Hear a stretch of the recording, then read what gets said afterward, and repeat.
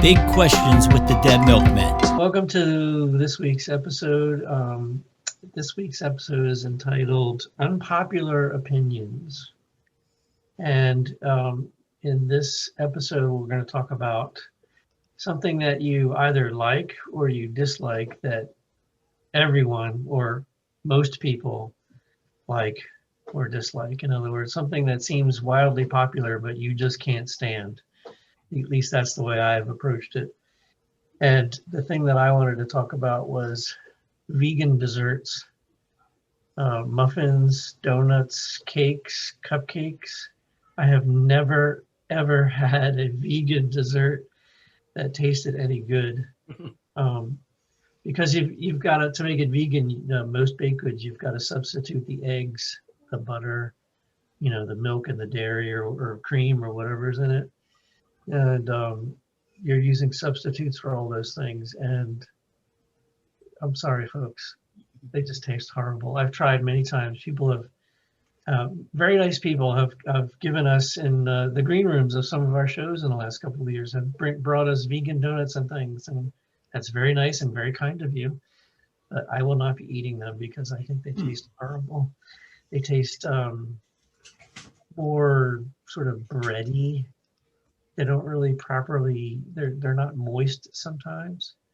And I just can't stand it.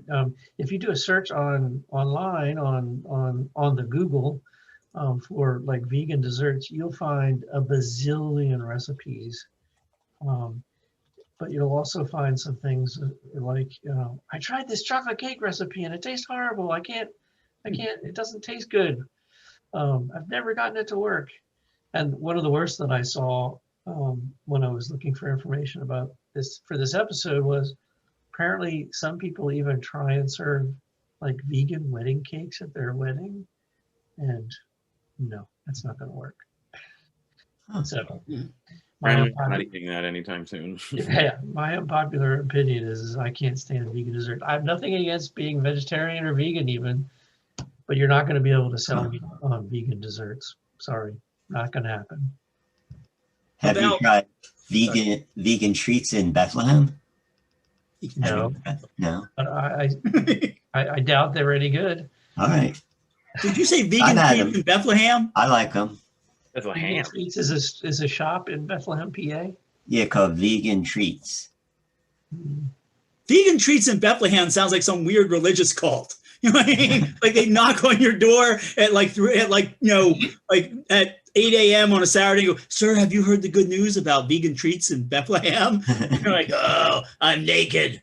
Oh, go away." I got and eggs in my refrigerator. My parents went vegetarian like 20 years ago, maybe more. And I thought, oh, good. Finally, there's going to be some good food in my folks' house because Joe backed me on this. So the food in my folks' house is just horrible. There's like maybe you find some Pop-Tarts and a potato if you were lucky. I mean, it's really bad. And so I was like, oh, good. This is good. They're going vegetarian. So now I can go over and eat. And it was all like the worst vegan and vegetarian. It was all stuff that tasted like cardboard and everything. I'm like, there's no winning here, is there? There's no. They're horrible people. I'll give out their phone number later. People can call and harass them. I've always wondered, like, if most of the ingredients contain some kind of animal product or byproduct, why bother even doing the same thing? Like, just make a different thing and call it something else. I don't know. Or is it to transition people who just become vegan and they want to? I don't know. You're a little bit younger than us, but did you ever watch Fernwood Tonight? When you were with Martin Mull? Fernwood Tonight, Dean's already laughing because he must have loved that show. Fernwood Tonight, they used to have the Butterfly Deli. It was her name it was like Susan Tai Chi or something. Anyway, with the Butterfly Deli. And they served all vegetarian deli. They served no meat at all except for burgers. And I used to like, when I was a kid, for some reason, that would crack my entire family up so much. But then, considering what was food in my folks' house, I suppose I should get on to mine. So, all right. So let's start by quick ground rule, or at least for me. Some unpopular opinions should remain unpopular, okay? We're talking about things like Jewish space lasers. Why isn't there no White History Month?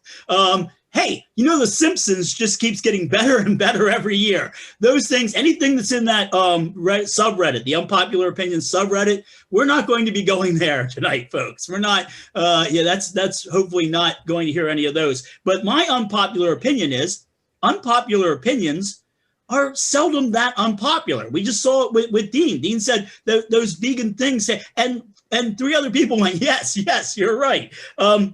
I see a lot of these sort of like unpopular opinion videos online. You'll say like, I usually wind up agreeing with them. First of all, I'll say like, unpopular opinion, the Beatles suck. And I'm like, yeah, the Beatles suck. What do you want me to do about it? I'm just an average guy, okay? I can't. And I'm sure like a lot of people click on and go, yeah, the Beatles suck. There's a, I don't know, have you ever seen the Let's Argue video? The guy's pretty funny. Yeah, there's Let's Argue video. He had one called The Original Lineup at Woodstock Sucked. And yeah, apart from Sean and I kind of agree with them on that one. And in that episode, people send in like unpopular things or things to argue about. And somebody sent in one of my favorite ones ever. It was Rammstein are a boy band, because Rammstein are always so shirtless. They've got a singer, but like, you know, everybody knows the name of like the other 5 guys. So that was one of my favorites. Also, Drake is the Nickelback of rap. So I tended to agree with those straight down the line. If I don't agree with one of them, I either don't watch it or I just watch it and I get kind of amused. I don't ever watch one of these and get angry. I don't sit there and go, no. And that's probably because, as a wise man once said, if you get angry at something you see on the internet, that's like getting angry at seeing "fuck you" written on a bathroom wall. It's like, fuck me, nobody, fuck you. So it's as a general, I don't get angry, but I'm going to say maybe, and I'm going to put it at like 1% of the people that watch these things, they get really angry. And the comments section from them is beautiful. When we did, a couple weeks ago, we did the overrated thing. And I said that Bob Dylan wrote a couple of good songs. And this guy got really angry and started writing comments. So I would like to take a minute and apologize to him. Something that you guys know I rarely do. I actually have a Bob Dylan songbook. I went through the songbook, and I would like to say, Bob Dylan has never written a good song. Bob Dylan is incapable of writing a good song. If Chris Corner sat down with Bob Dylan and tried to help him, no, he still couldn't write a good song. The other guy got mad at me was the guy who got mad when I was talking about dad rock. And he was like, how dare you call Wilco dad rock? I never called Wilco dad rock. A journalist did. Dad rock was a term invented to describe Wilco's music. Don't hate me because I'm beautiful. Don't get angry with me over something I didn't coin. So that was the kind of the beauty of that. So I like to, like, I'll go over to and we talk about them all the time. Your favorite band sucks. Whenever they do a thing, I like to go in there and read the angry comments. Like when they did the band The Police, some fan of Sting's or whatever put like, you know, let's talk about the people that run the thing. But it was like, put a comment like, are these guys musicians? And they put a comment that said, The Police? No, they're not. So so that's like the best thing about, but I think after tonight, there should be no more unpopular opinion videos. They should be something called like surprisingly popular opinion, or in the case of like, you know, Tucker Carlson, uninformed opinion. So that's my TED Talk. I'm returning to my beer. Oh, wait, quick question, by the way. Do you guys think, this is something that occurred to me like right before we went on. I wonder if the unpopular opinion stuff is a reaction to that whole, you know, let people like things movement. Remember the meme where the guy's like, oh, sports ball. Like, let people like things. I hated that movement because it basically said you couldn't criticize anything. And I think also from Poptimism, where you couldn't give anything a bad review, I think this is the natural swing back. And I think that's a great way of couching it by saying this is an unpopular opinion, but, and I think eventually these, you know, people look in that and go, oh, thank God somebody said that because I wanted to say that. Also, now my parents know their food sucks. I think that's a good point, though. I think a lot of times people like pretend to go along with something, and then when they finally hear someone else with the same opinion, they're like, yeah, I hate them too. Yes. My unpopular opinion, or the thing that I really dislike that I think most other people like, but I didn't take a poll, so I don't really know what I'm just making a guess.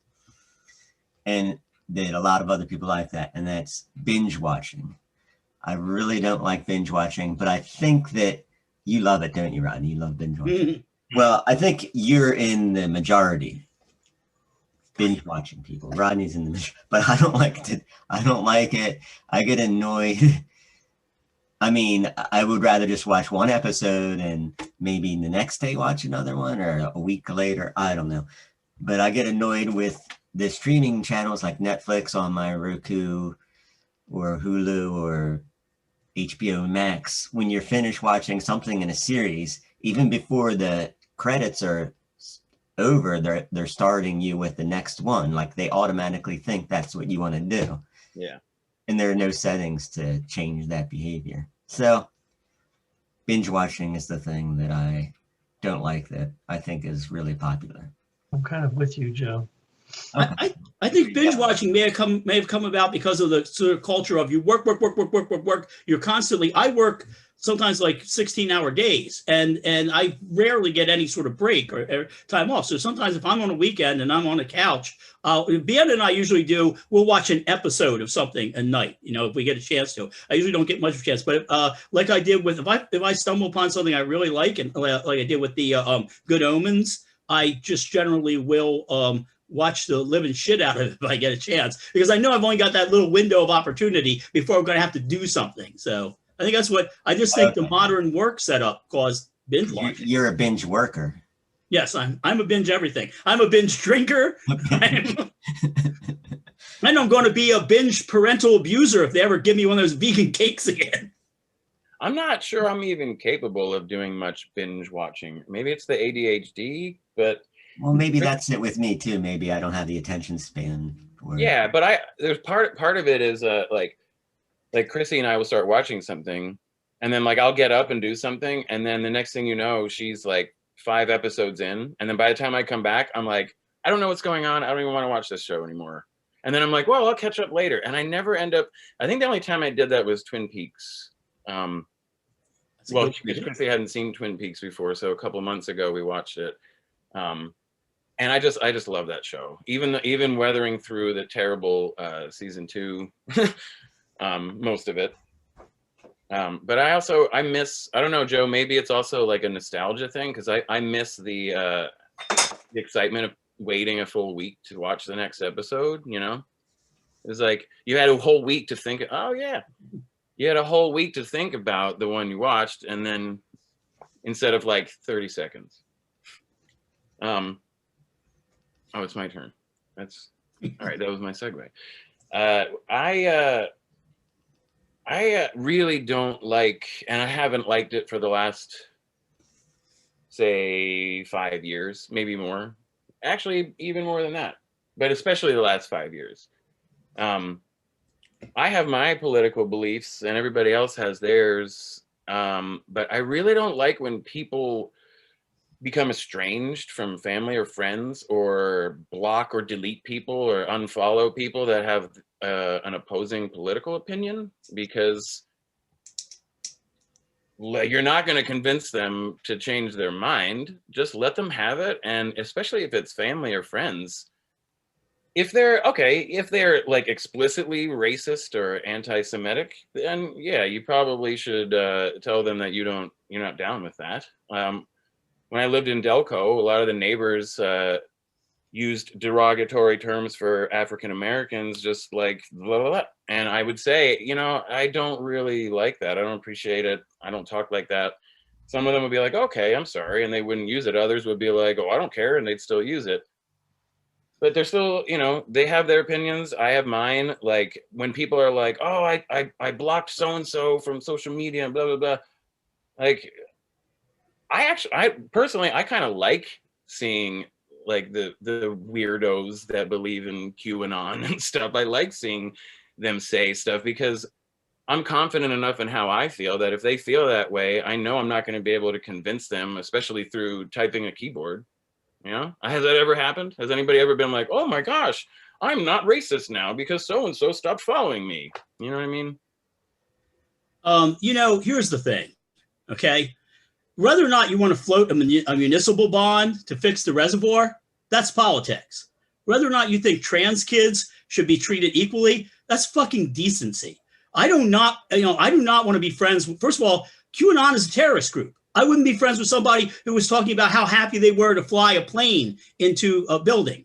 All right. These people do not deserve my fucking friendship. My friendship is earned. Okay. You say something racist, you say something stupid. You know, I'm not, first of all, social media sucks, but I'm not going to friend you. I'm not going to stick around and watch you go, and particularly if you're a friend of mine, go on a slow slide into madness where you're running into the Capitol. You're a fucking asshole. I don't need to be friends with fucking assholes. And that's the thing. It's look, if I unfriend you on social media, that doesn't mean I don't want you to ever eat again. It just means I don't want you to eat lunch with me. You know what I mean? That's what people don't get. That's what I'm really tired of, the movement of, well, you know, he blocked me because of my political views. No, blocked you because you're a fucking asshole. Your political views were that, you know, that the 3/5 compromise was awesome, you know, and that's the thing. It's you're going to be an asshole. You're going to get blocked, you know. And I, first of all, again, you don't convince anybody. So I don't. Oh, first of all, I stay away from Facebook. I think I do most of my politics stuff on Twitter. But I'm just saying, you're not going to convince anybody. But that doesn't mean you have to let these people into your life. You don't. Get them the fuck out. I think I told you guys before. This now it's probably almost 10 years ago. I had posted whenever Gore Vidal died, I said something about him on Facebook, like, because I thought he was a good author. And this person was like, I'm not going to use the words this guy used. And I looked at his profile and I was like, who is this guy? I have no idea. Why am I friends with this guy? And then he messaged me and he said some more shit. And I deleted his comment and I was like, hey dude, I do not agree with anything you're saying. I can't tell you what to feel and what to think, but don't put that stuff on my Facebook. This is why I don't go on Facebook anymore. Yeah. And I was like, just don't put that stuff on there. And then he went back with even more stuff. And I was like, all right, I have no choice but to delete you. So I guess I should alter that to say, if it's just somebody posting on their social media, or if it's someone sitting at the Thanksgiving table talking about their stuff, getting into a debate, like, you're not going to convince someone. You can just say they're an asshole. I just don't understand why people get so angry and so, like, the people like plot revenge on people, especially the whole, like, the last year of the campaign for president. It was madness. I mean, I don't even want to think about that stuff anymore. I mean, not even social media. It's just people talking, and everybody was just like so hateful to each other. And I don't know. They weren't hateful to each other. One group of people were supporting a racist and saying racism is okay. If you have a problem with that, you're not being fucking hateful. You're being fucking normal. Why don't people get that? Why do you get so angry with Trumpsters? It's a racist movement. It's a racist movement that tried to overthrow my government. I have a fucking right to get angry and to get up in those people's faces. It may not change their mind, but it's fun to watch them back the fuck down. Good point. Yeah. Yeah, because I can't think of any time where I have talked to someone and rationalized and been like, there's no reason to be homophobic or transphobic or racist. And people have their opinions. And no, cut them out and get real friends. Get friends who are normal and not hateful. That's the thing. Okay? Rodney, like you said, criticizing should be an option. You should be able to criticize someone. But as far as like trying to convince someone or doing something like punishing them by like not inviting them to a family gathering or something. No one's going to a fucking family gathering in my family if they say something racist. We laid that out a long time ago. No, all right, fuck them. Fuck them. If they come to my family, they're going to get the special brownies that I shit in. Okay, they're going to wish they had the vegan brownies because I'm going to fucking shit in brownies and feed it to racist Uncle Fucktard. Jesus. Maybe I'm biased because my family's not racist. I don't know, and everybody kind of accepts.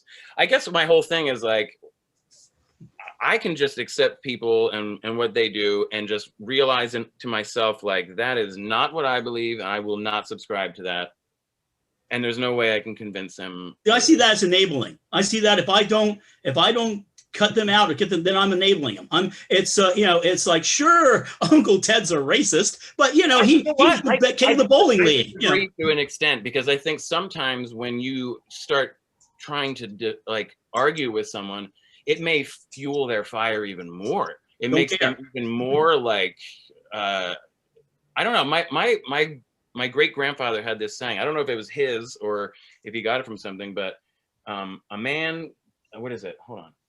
A man convinced against his will holds the same opinion still. And I've seen that so many times in my life where I've tried to explain to people like, there's no rationality to what you're saying, and they would just be like, no, but this is damn, and it's relative to people's personal experience, and all you can do is live cut them out of your life by example. You live your life as a non-racist, non-homophobic, or whatever, and then they can either like envy that in you or resent that in you, and that's their problem. How'd that work out on January 6th? Because I've been leading a pretty good life, and yet somebody went and smeared feces all over the wall of the Capitol. All right, fuck these people. Seriously, fuck them. Fuck them. If you have relatives like that, fuck them. Have nothing to do with them. Get them the fuck out of your life. If you know friends like that, you're just going to watch them slide into a decline. Fuck these people. Sorry. No, don't be. I respect that. See, I'm not going to argue with you. You're wrong. You're never going to change my mind on it. No, I actually do agree with you in a way. I mean, you and I agree that those things are wrong. It's just I don't know. Maybe I'm becoming apathetic in my old age. Although I'm younger than you guys, maybe there'll be a resurgence. I'll come back with the vehemence that you have. You'll never reach my level of anger. No. That's probably true. Yeah. And yet I don't get upset with the stuff on the internet. I never go like, what do you mean that band sucks? No, I just, if I'm in a conversation with somebody, no, I'll go full tilt, as you just saw. Cool. You guys ever cut anybody out of your lives for being a dick? I guess not, because you still know me. There's some relatives that we don't talk to anymore. See, wise decision. All right, let's go on to recommendations. Yes. Some lighter talk. Recommendations. So my recommendation this week is it's a VST, which you use in your recording software on your computer. You can download it. It's made by a company called Spitfire Audio, and it's a new VST built with one of my favorite YouTubers, Hainbach. And it's called Landfill Totems. And Hainbach is a German composer, musician who's based in Berlin. And one of the things that he's been interested over the past few years is making music with old test equipment. I think we mentioned him on the show. I was going to say second appearance on the show. Yeah. Anyway, so Spitfire Audio approached him and said, hey, do you want to make a VST instrument out of these big hunks of metal that you keep on a shelf in your studio? And he said, sure. And they worked on it together. And so you can download it. It's called Landfill Totems. And actually there's an album that accompanies it with the sounds that are in the VST. And I recommend it highly. I have it on my system. I think it's on sale right now. And really interesting, unusual textures and sounds that you can get out of these old machines. So that's my recommendation for the week. It's a VST musical instrument for your computer called Landfill Totems. I've seen the stuff for it. It is good. It is really awesome. And Hainbach is such a nice guy too. It's like somebody you want to party with. You know, it's like, I think if I had to have somebody give my eulogy at my funeral, it'd be Hainbach. He was a very nice man. He made a squeaky noise at a certain frequency. He had pulse width modulation. Okay, so my recommendation, I've been quiet. I've had to be quiet about this one because I couldn't tell you about it for months. And I worked on it a long time ago. The Bestial Mouths, who are a fantastic band, a great band, an amazing band, one of my favorite bands, put out a remix album. And the remix is called Thousandneedles. We could have used it on the Things You Like to Cut show. Thousandneedles, and it features remixes from Grendel, Plaque Blag, Ash Coder on there, Light Asylum, Philadelphia's own Void Vision. It was mastered by Brant Showers from Damon and from Solve. And I have the third track. So and it's one of my better remixes. I'm flexing on everybody now, but I am super proud to be on this thing because right now there's a bunch of like cool young people going back and trying to like looking through the back catalog to find out who these Dead Milkmen people are, and they're like, when do I get to their dark synth period? So this is really if you haven't been following like new underground music, it's a good thing to get. Joe was talking about the album that he liked to drive in his car and listen to. This is a really good album to put on your car if you're driving late at night. You can get the whole thing, download it for less than $10. I heavily recommend. It's like 4 songs. And you know who got the first video from it? Void Vision. So yeah, I hate her. I really, Philadelphia's Void Vision's town. I just live in it. So yeah, now also we're going to be going back to the office soon. So when you go back to the office, there'll be that guy who's really into obscure music. You know what I mean? Like, hey, I hear you're into some pretty obscure music. So am I. Ever hear of Ben Folds 5? You're like, no, I'm into darker stuff. He's like, oh, like St. Vincent. Like, I'm going to murder you. I'm going to murder you now. So that this will be good. Just turn him on to Black Bleg, and he'll never speak to you again. I keep running into people who are turning their children on like to music. Like, I'm turning my kids on to music I listened to when I was growing up, like the Replacements. I'm like, well, then you can't yell at your kids if they ever show up anywhere drunk. You can't do that. Start with this and work your way backwards, and then you can always say like, hey, listen to this track here. Well, this guy, he's also in a punk band, and you play him some Milkmen. So that's the way you should do. You should work backwards with that. So that's my recommendation for your ears this week. My recommendation for your eyes is called Night of the Living Late Show. And it was an episode about 45 minutes long of the Creep Show series, which is on Shudder. And for those of you who are right now saying, wait a minute, Shudder, I don't even own a TV. You can watch Shudder on your phone. See? And yeah, I have it on my phone. And the Creep Show episode, it was written by Dana Gould, second appearance on the show, who we mentioned before. He does Hanging with Dr. Z as Dr. Zaius. And it also has the guy from Idiocracy, the guy, why come you got no tattoo? So love that dude. But it's an entire episode that revolves around the idea of somebody creating a VR device that puts them in movies interactively. And the movie he chooses is a movie I've seen about 35 times called Horror Express. It's one of my ads. And during the show, this woman goes, nobody has ever seen Horror Express. And I'm sitting there like, I have. And Vienna's sitting next to me going, I haven't. So yeah, just this is really good, really clever. Dana Gould is between this and Dr. Zaius. He's my new hero. So that's it. I'd like to recommend for your ears an album that just came out in April called Entertainment Death by Spirit of the Beehive. They're a Philadelphia-based band. I gleaned from their interview by Tim Heidecker on the Office Hours YouTube show that they're from Philadelphia and they all live in the same house, kind of like the Monkees did.